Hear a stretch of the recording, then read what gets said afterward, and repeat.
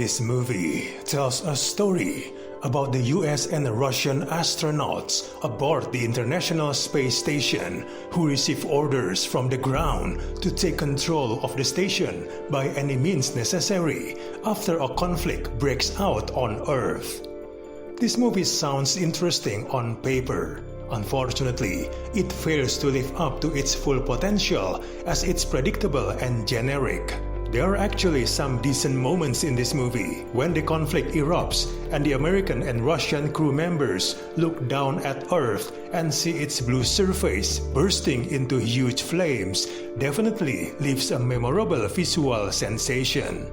The movie also quite successfully elevates the tensions when the crew members get their marching orders and silently assess what they must do and question if their counterparts have received the same commands. Unfortunately, the movie falters after those moments.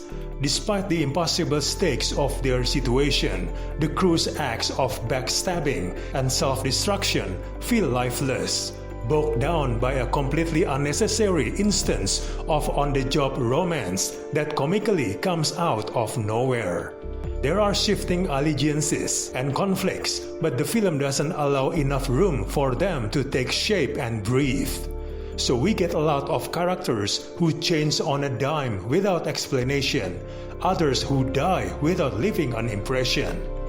There are just 6 characters in the entire movie, so it's important to feel a connection to all of them. However, that simply does not happen in this movie. There are characters who never fully reach their potential. Even the main character, while fantastic on screen, her character is set up to do some truly incredible things and only half delivers. She's given really bland dialogue and gives wooden line delivery. Unfortunately, she is the focal point of the story, and the other characters don't have nearly as much to work with. It cannot avoid certain cliches as it's leaning too heavily on the characters' emotional baggage that followed them from Earth. Visually, there are some decent moments, but there are also scenes that are very clearly green screen. Eventually, the ending fizzles. It feels too rushed, thin, and low-key. It would have been better served with a bit longer runtime, more patient, and character-driven plot.